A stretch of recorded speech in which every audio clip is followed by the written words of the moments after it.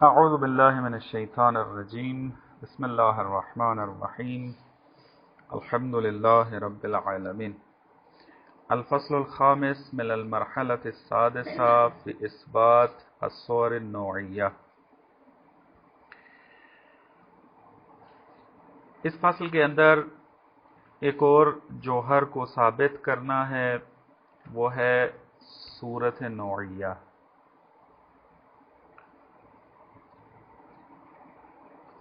اس کو کیسے ثابت کرنا ہے؟ فرماتے ہیں کہ آپ بالوجدان درک کرتے ہیں، ہر انسان حس کرتا ہے اس چیز کو کہ جو اجسام خارج میں موجود ہیں وہ افعال کے اعتبار سے بھی مختلف ہیں اور آثار کے اعتبار سے بھی مختلف ہیں۔ اختلاف بدیہی امر ہے، اس کا کوئی بھی انکار نہیں کر سکتا۔ سوال اب یہاں پر یہ اٹھتا ہے کہ یہ جو آثار و افعال کے اندر اختلاف پایا جاتا ہے، اس اختلاف کا مبدا، علت و سبب کیا ہے؟ کون سی چیز ایسی ہے کہ جو ان اختلاف کا سبب بن رہی ہے؟ ایک سے ٹھنڈک صادر ہو رہی ہے، دوسری سے گرمی صادر ہو رہی ہے، تیسری سے کچھ اور آثار صادر ہو رہے ہیں۔ یہ آثار کا اختلاف ہونا کس کے سبب سے ہے؟ سوال یہ ہے۔ فرماتے ہیں کہ پہلے جب ہم یہ کہہ چکے ہیں کہ جسم مرکب ہے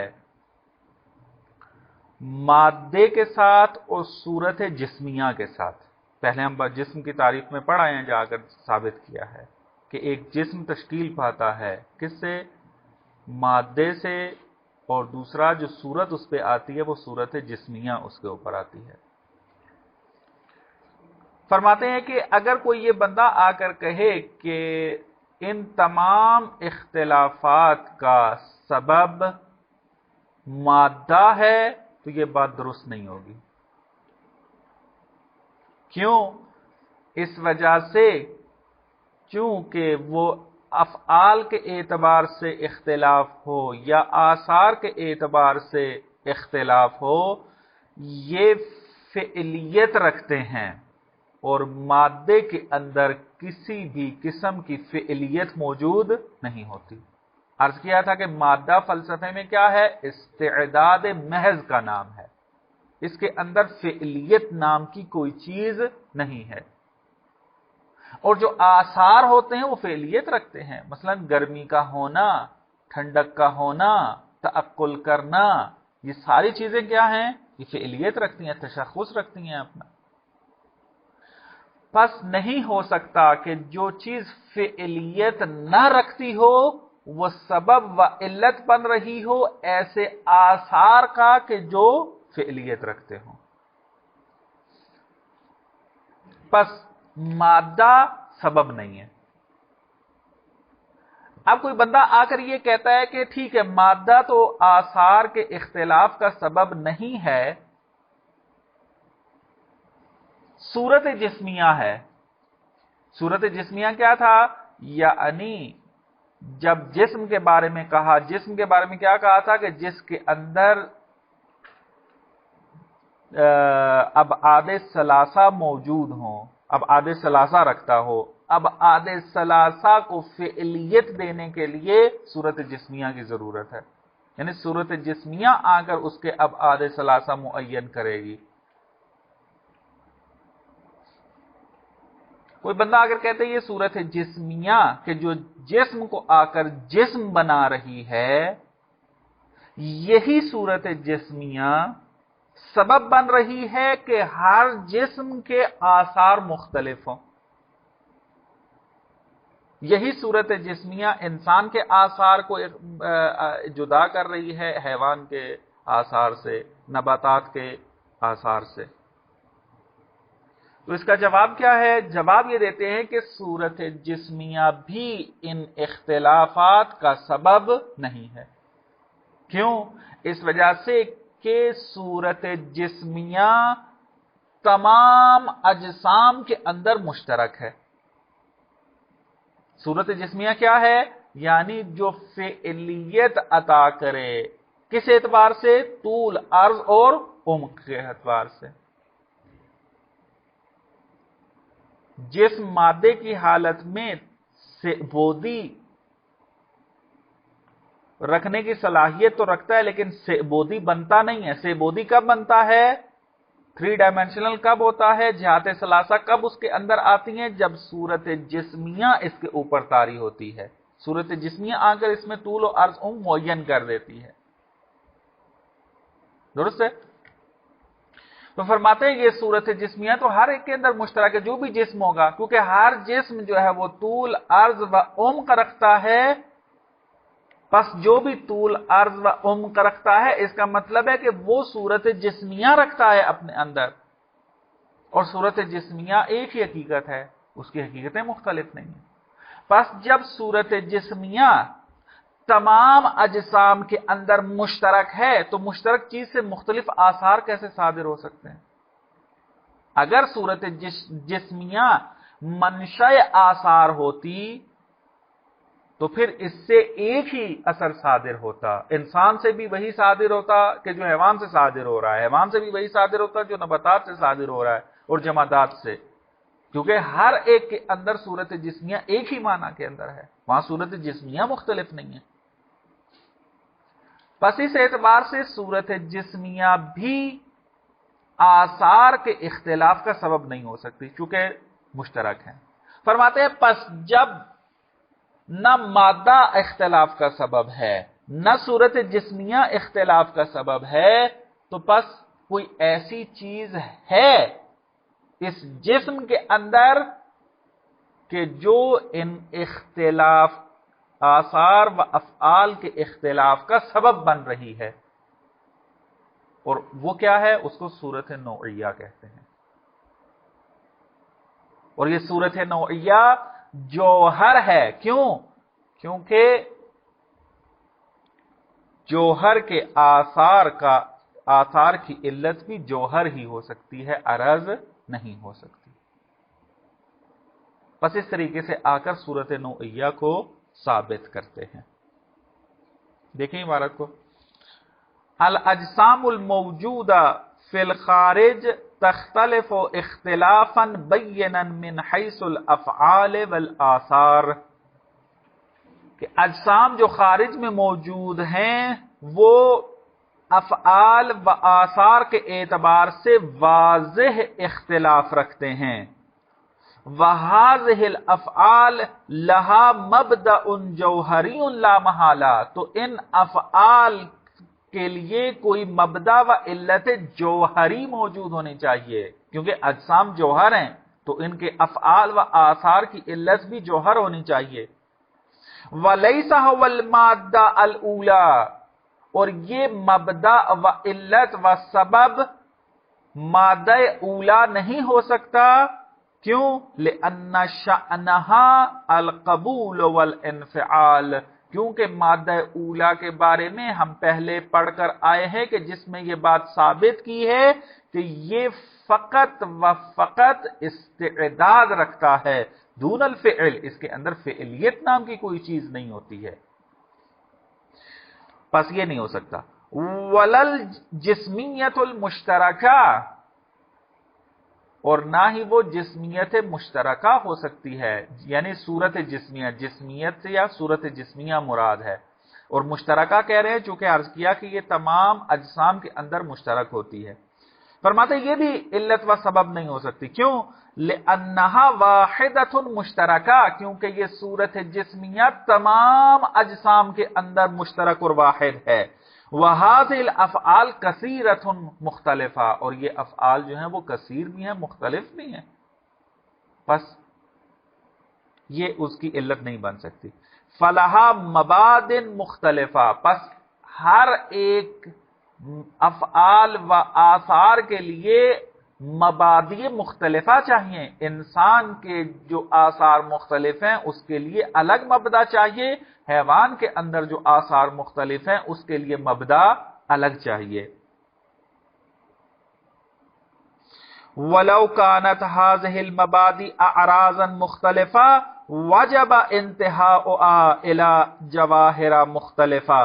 اب یہ اس بات کی نفی کر رہے ہیں کہ یہ جو مبدا ہوگا یہ اعراض نہیں ہو سکتے۔ اگر کوئی آ کر کہے کہ ان کا مبدا جو ہے وہ اعراض ہیں تو اعراض بدون جوہر نہیں ہو سکتے، اور ضروری ہے کہ وہ اعراض پلٹے کس کی طرف؟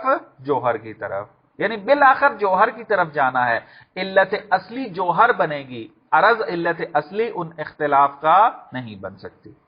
کہتے ہیں کہ اگر یہ مبادی یعنی یہ علت، یہ سبب جو افعال کے اختلاف کا سبب ہے، یہ اگر اعراض ہوں، اعراض مختلفہ ہوں، تو وجب انتہاؤها الی جواہر مختلفہ، تو بالآخر ان کو منتہی ہونا ہے، واجب ہے ان کے لیے کہ وہ جواہر مختلفہ کی طرف منتہی ہوں۔ وَلَيْسَتْ هِيَ الْجِسْمِيَّةُ، صورت جسمیہ ایک ہی جوہر تھا اس کے اندر، وہ تو ہو نہیں سکتا۔ لما سمعت من اشتراکها بین الجمیع، کیونکہ ہم پہلے کہہ چکے ہیں ابھی تھوڑی دیر پہلے کہ صورت جسمیہ مشترک ہے سب کے اندر، پس یہ مبدا نہیں بن سکتی آثار و افعال کے اختلاف کا۔ کون ہے وہ؟ وَهِيَ جَوَاهِرَ مُتَنَوِّعَةٌ تَتَنَوَّعُ بِهَا الْأَجْسَامُ، وہ جواہر ہیں کہ جس کے ذریعے اجسام متنوع ہوتے ہیں، اور ان جواہر کو کہ جس کے ذریعے اجسام متنوع ہوتے ہیں تو سما الصور النوعیہ، اس کو صور نوعیہ کہا جاتا ہے، صورت نوعیہ کہا جاتا ہے۔ صورت نوعیہ ہے کہ جو آ کر انسان کے اندر تعقل کا اثر لے کر آتی ہے، ضحک کا اثر لے کر آتی ہے، اور صورت نوعیہ ہے کہ جو پانی کے اندر ٹھنڈک کا اثر لے کر آتی ہے اور آگ کے اندر گرمی کا اثر لے کر آتی ہے۔ صورت نوعیہ ہے، وہ نہ تو مادہ ہے نہ ہی صورت جسمیہ ہے۔ یہ استدلال تھا صور نوعیہ کے بارے میں۔ تتمہ کے اندر یہ بات بیان کرنا چاہ رہے ہیں کہ جواہر مادیہ کے جو نو بنتے ہیں صور نوعیہ کے ذریعے، پہلی چیز کے جو بنتی ہے ان سے وہ کیا ہے؟ وہ عناصر ہیں، اور پھر عناصر سے پھر آگے کیا بنتے ہیں؟ دوسرے اجسام بنتے ہیں۔ یہ بیان کرتے ہیں اول ما تتنوع الجواہر المادیۃ بعد الجسمیۃ المشترکہ،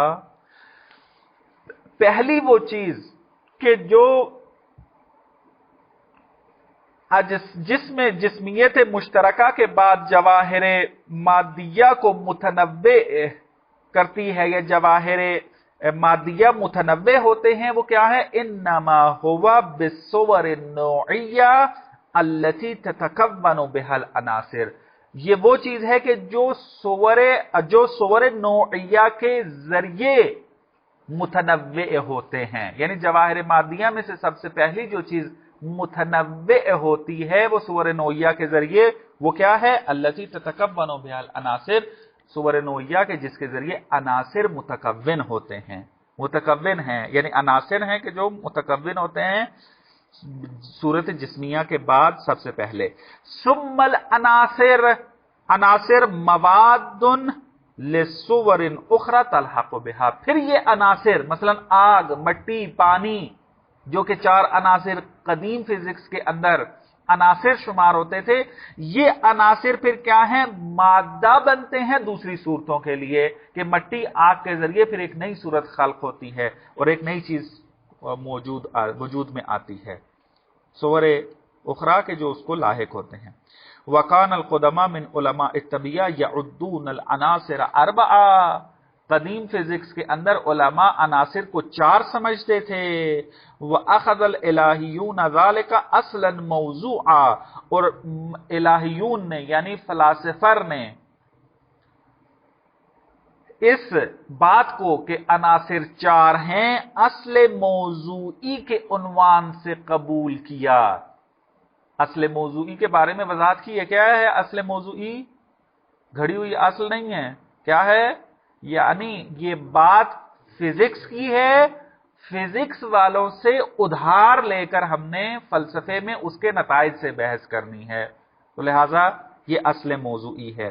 وقد انہاها الباحثون اخیرا الی ما یقرب من 100 عنصر. فرماتے لیکن آج کل کے دور میں تحقیق کرنے والوں نے اس کو کہاں تک پہنچا دیا ہے؟ 100 کے قریب، 100 سے زیادہ.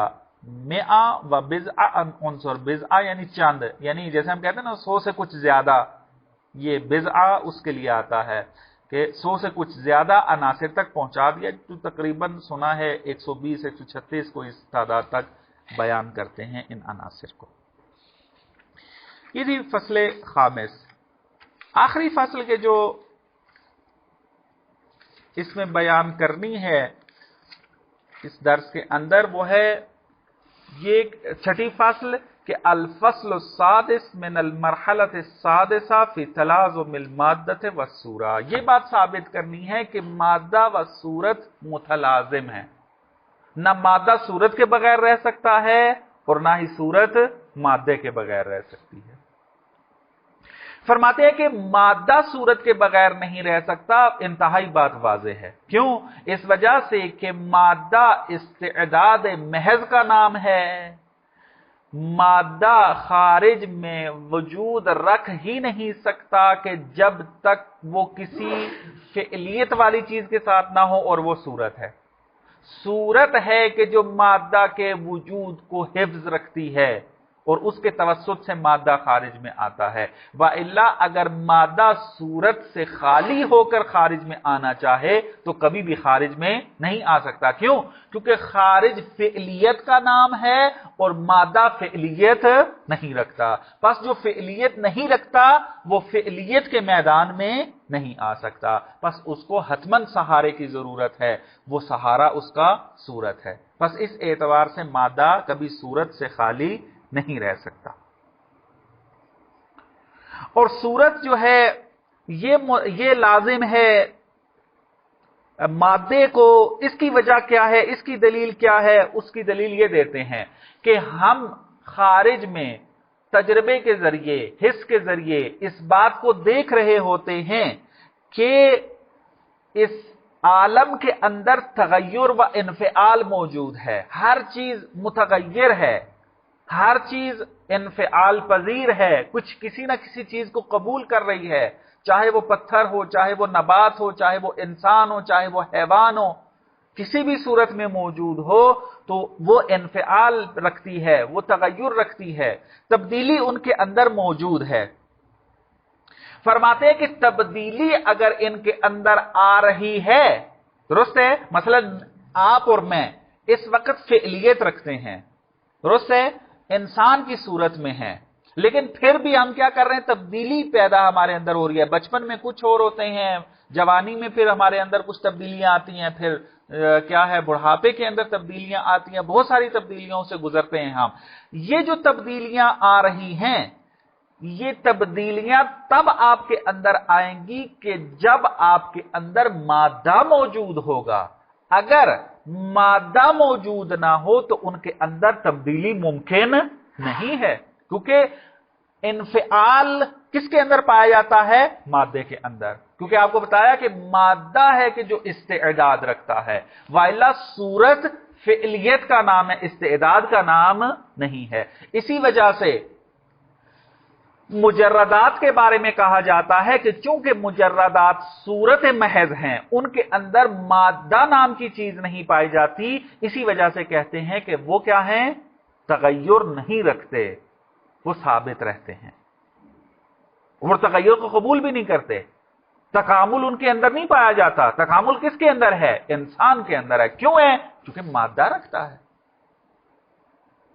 قبول کی صلاحیت مادے کے اندر پائی جاتی ہے، صورت میں نہیں پائی جاتی. بس جب ہم ان تمام عالم کے اندر اس تمام اشیاء کے اندر تغیر کو دیکھتے ہیں، بس ہمیں پتا چلتا ہے کہ یہ متغیر نہیں ہو سکتے مگر اس وقت جب ان کے اندر مادہ موجود ہو۔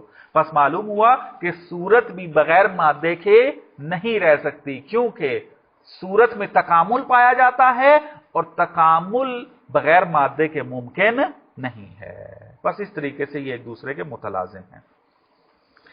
فرماتے ہیں المادۃ الاولی والصورۃ متلازمان، مادہ و صورت متلازم ہیں، یعنی ایک دوسرے کو لازم ہیں، ایک دوسرے سے جدا نہیں ہو سکتے۔ لا تنفک احداہما عن الاخری، یہ ایک دوسرے سے جدا نہیں ہو سکتے۔ اما ان المادہ لا تتعرى عن الصورہ، مادہ صورت سے جدا نہیں ہو سکتا یا خالی نہیں ہو سکتا، عاری نہیں ہو سکتا صورت سے۔ فَلِأَنَّ الْمَادَّةَ الْأُولَى حَقِيقَتُهَا أَنَّهَا بِالْقُوَّةِ مِنْ جَمِيعِ الْجِهَاتِ، کیونکہ مادہ اولا کی حقیقت یہ ہے کہ وہ تمام جہات سے بالقوہ ہے، یعنی اس کے اندر استعداد، اس کے اندر فعلیت نام کی کوئی چیز نہیں ہے۔ فَلَا تُوجَدُ إِلَّا مُتَقَوِّمَةً بِفِعْلِيَّةٍ جَوْهَرِيَّةٍ مُتَّحِدَةٍ بِهَا، اور یہ مادہ موجود نہیں ہو سکتا مگر متقوم کے ساتھ، کہ جو متقوم بالفعلیت ہو، یا مادہ جو ہے متقوم بالفعلیت ہوتا ہے، یعنی فعلیت کے ذریعے قیام پاتا ہے، وہ فعلیت کے جو جوہری ہو اور متحد ہو مادے کے ساتھ۔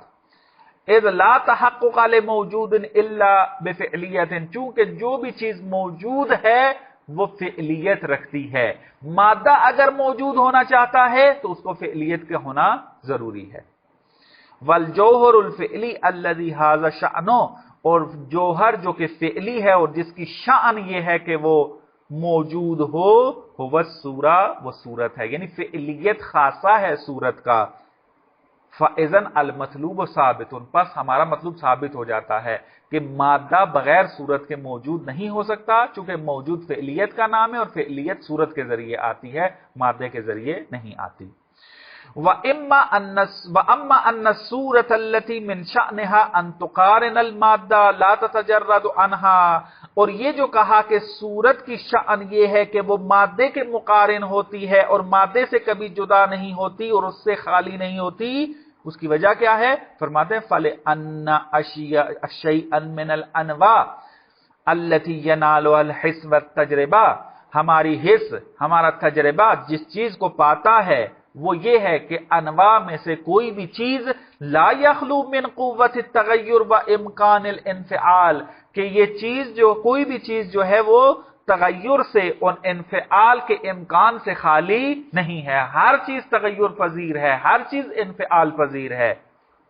وَهَذَا أَصْلٌ مَوْضُوعٌ مَأْخُوذٌ مِنَ الْعُلُومِ الطَّبِيعِيَّةِ، فرماتے ہیں یہ فزکسی تجربی علوم سے بے عنوان اصل موضوعی ہم نے لیا ہے۔ کیا ہم نے لیا اصل موضوعی کے عنوان سے؟ کہ تمام عالم مادہ تغیر رکھتا ہے، انفعال کی صلاحیت رکھتا ہے، یہ ہم نے بے عنوان اصل موضوعی تجربی علوم سے لیا ہے۔